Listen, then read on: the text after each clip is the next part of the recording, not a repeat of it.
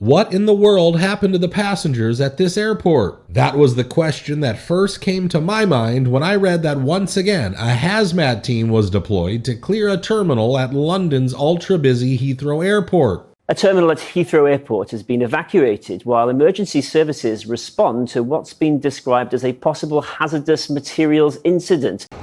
Fire brigade, everything locked off. Oh shit. Fucking hell. So Terminal 4 is empty and we have to leave because there's something going on. Yo, what's going on?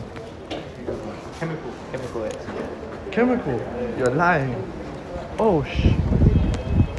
So thank you very much. We do apologise for the inconvenience. We do have a specialist team on site. This is an ongoing incident we have going on in Terminal 4 at the moment. Can't give you any further update at the moment. Just recently, I shared another such incident with you where a British Airways plane made an emergency landing and was cleared by people in hazmat suits.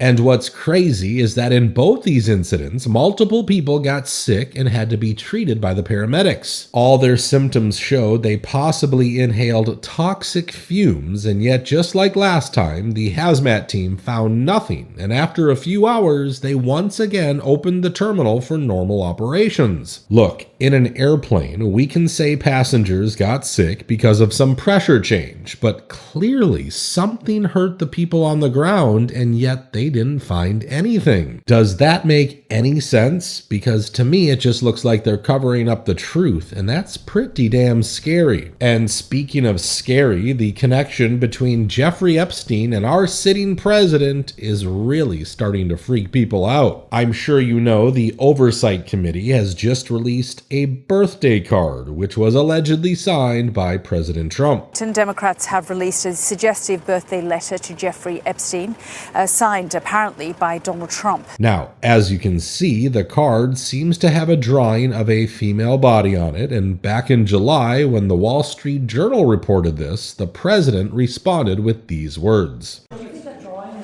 think I heard you say something the other day, that the drawing that was the subject of the Wall Street Journal report. I don't do drawings. I'm not a drawing person. You think it was fraudulent? I don't do drawings. Sometimes people say, would you draw a building? And I'll draw 4 lines and a little roof, for a charity stuff.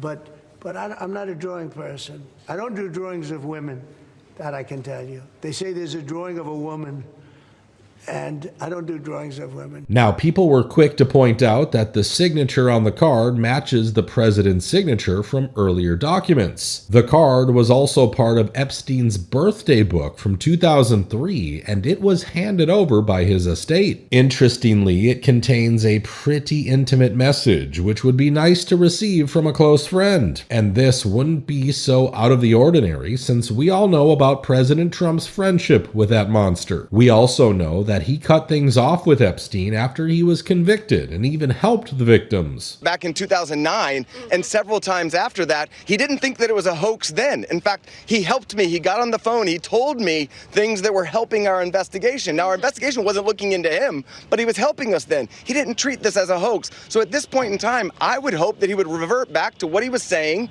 to get elected, which is, I want transparency. In fact, according to Speaker Mike Johnson, the president even worked as an informant for the FBI against Epstein. He's not saying that what Epstein did is a hoax. It's a terrible, unspeakable evil. He believes that himself. When he first heard the rumor, he kicked him out of Mar-a-Lago. He was an FBI informant to try to take this stuff down.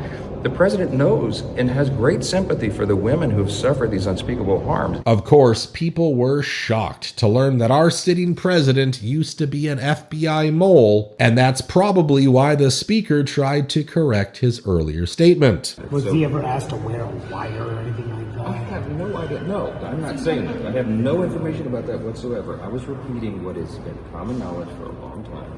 The president was helpful in trying to get Epstein for the law enforcement to go after Epstein. Look, even if the president only helped the authorities with the investigation, one thing is clear. Trump knows Epstein was not just an ordinary criminal. And that's why whenever he calls this a hoax, it makes him look bad. Now, since we're talking about Speaker Johnson, he's going to be in a tough position by the end of this month because Thomas Massie will have enough signatures for his discharge petition. I think it's going to be embarrassing to some of the billionaires, some of the donors who are politically connected to his campaign. I also think Democrats are going to be implicated in this, Democrat donors. If enough people sign it, there will need to be an immediate vote about the release of all the documents. We will know where the GOP stands on this, and if the Speaker flinches even a bit, he can say goodbye to the GOP majority in the House because people will remember this betrayal. Now, moving on, I want to talk about Hurricane Kiko because it's going to impact Hawaii over the next few days, and the state has just declared an emergency.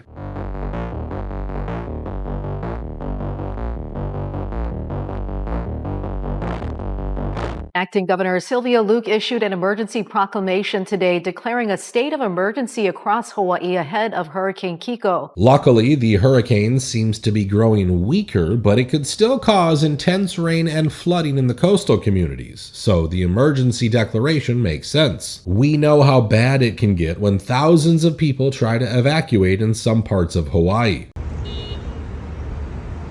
There's a view looking west.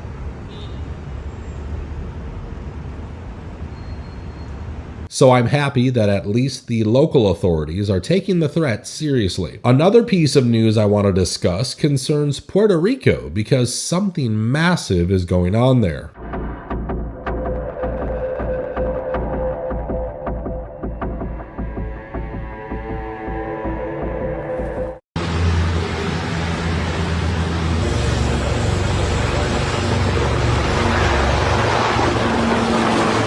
Our Secretary of War, Pete Hegseth, visited a base in the area and even gave a chilling speech.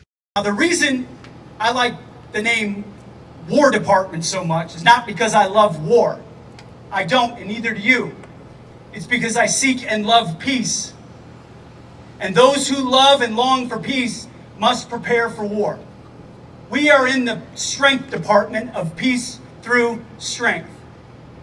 Other folks will make sure that the diplomatic relations land right where they should, and our Commander-in-Chief is focused on that. He is a peace president, but he's asked me, he's asked General Kane, the Chairman of the Joint Chiefs, who's with us here today as well, to ensure that we have the most ready, most capable military the world has ever seen. Look, we all know the president plans to launch an all-out assault on the Venezuelan drug runners, but the Pentagon is clearly preparing for something more. These kinds of preparations only make sense if we're launching an operation against a proper military force. So the question is, are we about to start a war with Venezuela? Let me know what you guys think about this. Now, I want to end this video by sharing a pretty creepy news story from 30 years ago. In August 1994, something fell from the sky over Oakville, Washington. Something no one could explain. It wasn't rain. It wasn't hail. It was a gelatinous, translucent substance. Tiny, jelly-like blobs that coated homes, cars, streets, and fields. And then people started getting sick. Violent flu symptoms. Breathing problems. Pets died within hours. Lab tests showed the blobs contained human white blood cells. Later analysis found 2 types of bacteria, including one found in the human digestive tract. But no one could explain how something like that ends up in the clouds, or why it fell on just one small town. Here's where it gets weirder. In the days leading up to the blob storm, locals reported seeing unmarked military aircraft flying overhead, low and frequent. Then the blobs fell. 6 times over 3 weeks. The government denied any involvement. The military never offered an explanation. The FAA claimed no planes were in the area. But what if this wasn't a natural event? What if this was a live test, a biowarfare experiment, a weather manipulation trial gone wrong? Some believe the Oakville incident was part of a classified military program, dropping biological agents to test dispersal, track illness, or even study population response. No one was warned. No one was compensated. And to this day, no one has taken responsibility. The official explanation? There isn't one. Just silence, a sick town, dead pets, and a mystery buried in classified files. Oakville didn't imagine this. It happened. So the real question is, if they did it once, where else have they done it? This story is very relevant in today's America when our own health secretary is saying stuff like this. The stratospheric aerosol injections that are continuously peppered on us every day. That is not happening in my agency. Unfortunately, no one is really trying to stop these activities, which is probably why the sky outside your home looks strange. And that'll be it for today, folks. I really want to know what you think about this Epstein birthday card. Do you think it's fake? And if it is real, how would that make you feel? Don't forget to share your thoughts with everyone in the comments down below. As always, thanks for watching, and I'll catch you in the next one.